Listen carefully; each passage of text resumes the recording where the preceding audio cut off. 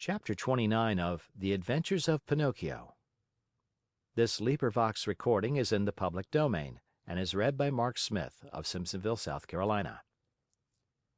The Adventures of Pinocchio by Carlo Collodi. Chapter 29. Mindful of what the fisherman had said, Pinocchio knew that all hope of being saved had gone. He closed his eyes and waited for the final moment. Suddenly, a large dog, attracted by the odor of the boiling oil, came running into the cave.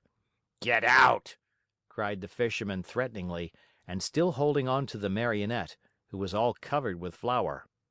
But the poor dog was very hungry, and whining and wagging his tail, he tried to say: "Give me a bite of the fish, and I'll go in peace."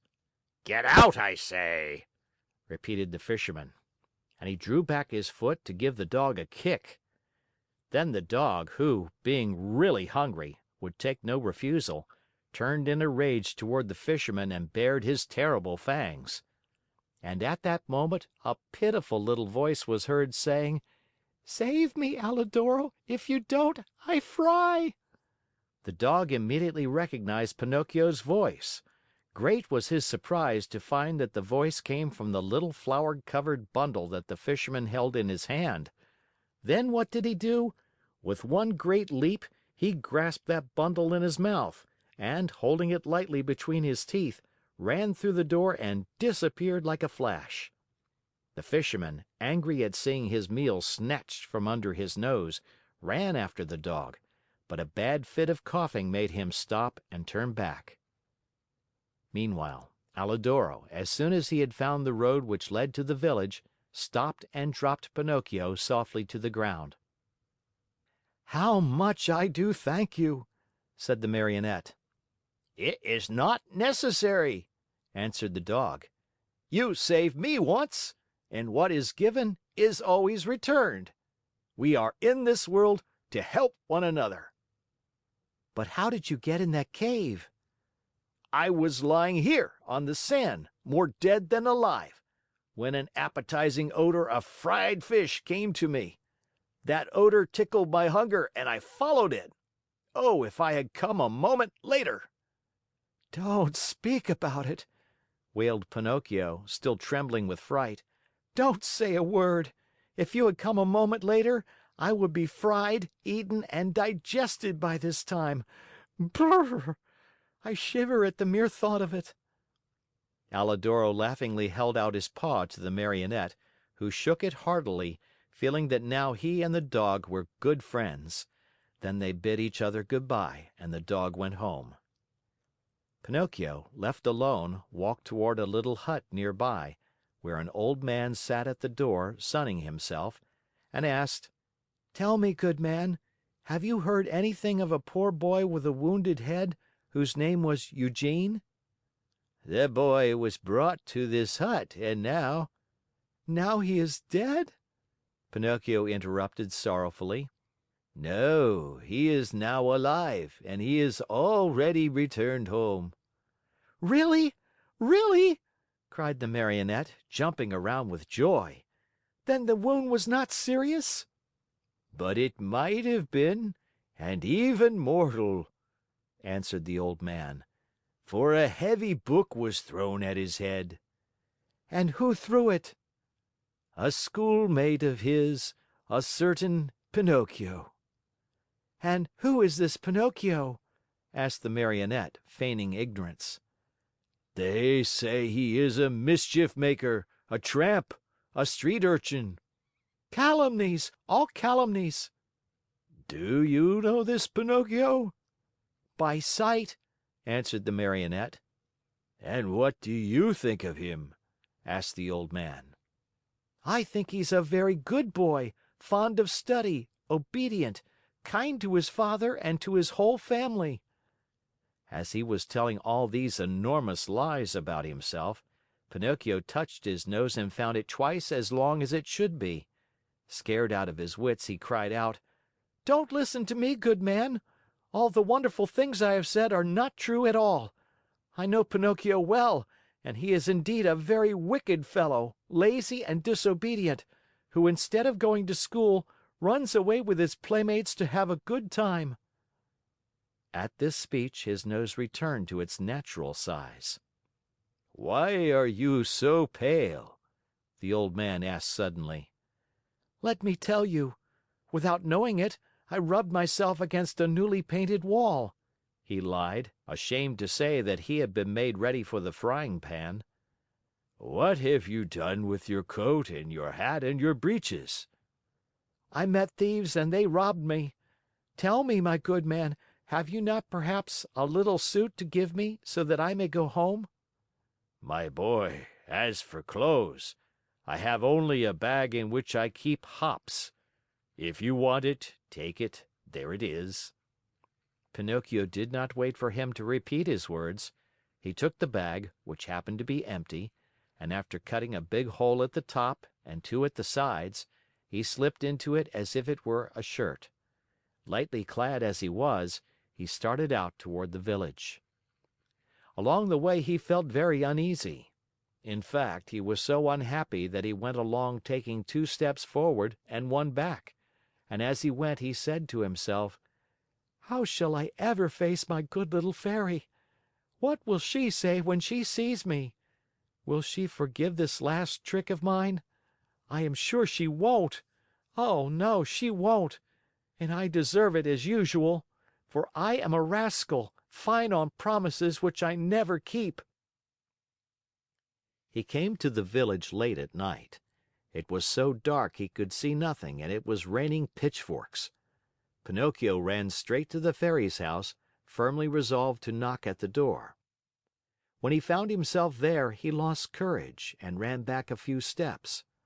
A second time he came to the door and again he ran back. A third time he repeated his performance. The fourth time, before he had time to lose his courage, he grasped the knocker and made a faint sound with it. He waited and waited and waited. Finally, after a full half hour, a top floor window (the house had 4 stories) opened, and Pinocchio saw a large Snail look out. A tiny light glowed on top of her head. "Who knocks at this late hour?" she called. "Is the Fairy home?" asked the Marionette.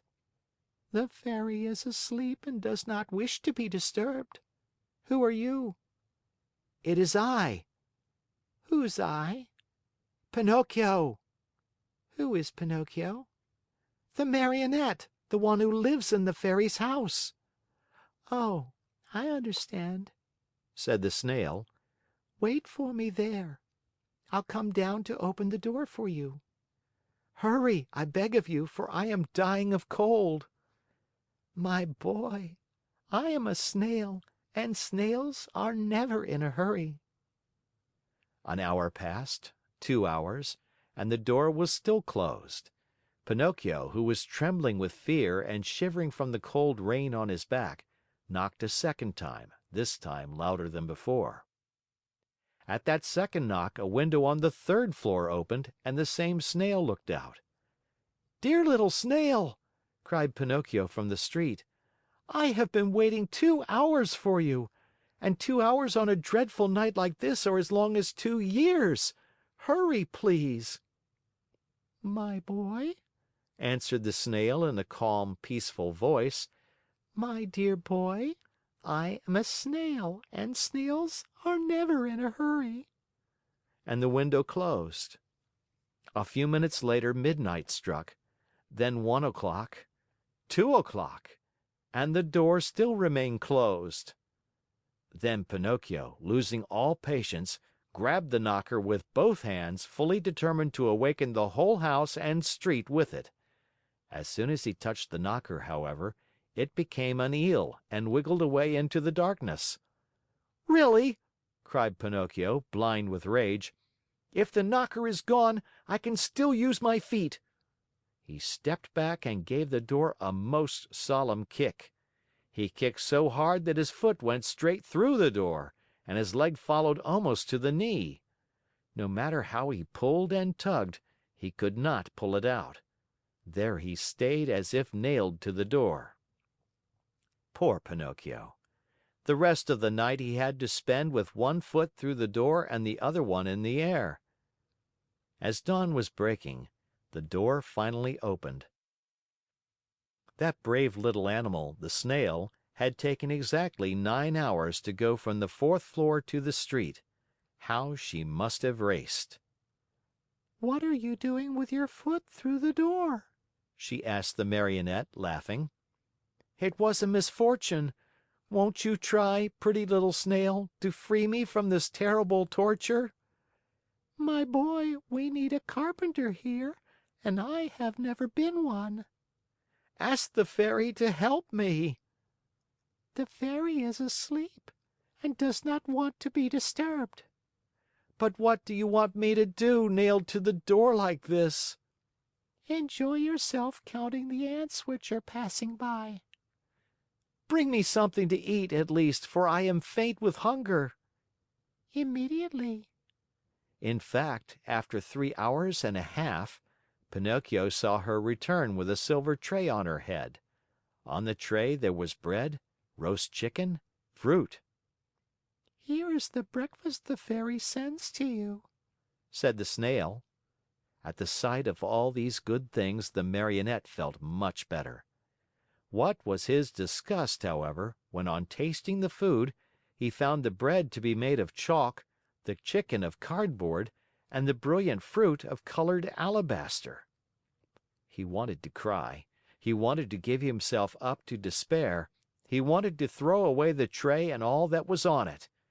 Instead, either from pain or weakness, he fell to the floor in a dead faint. When he regained his senses, he found himself stretched out on a sofa, and the Fairy was seated near him. "This time also I forgive you," said the Fairy to him, "but be careful not to get into mischief again." Pinocchio promised to study and to behave himself, and he kept his word for the remainder of the year. At the end of it, he passed first in all his examinations, and his report was so good that the Fairy said to him happily: "Tomorrow your wish will come true." "And what is it?" "Tomorrow you will cease to be a Marionette and will become a real boy." Pinocchio was beside himself with joy. All his friends and schoolmates must be invited to celebrate the great event. The Fairy promised to prepare 200 cups of coffee and milk, and 400 slices of toast buttered on both sides. The day promised to be a very gay and happy one. But, unluckily, in a Marionette's life there is always a "but," which is apt to spoil everything. End of chapter.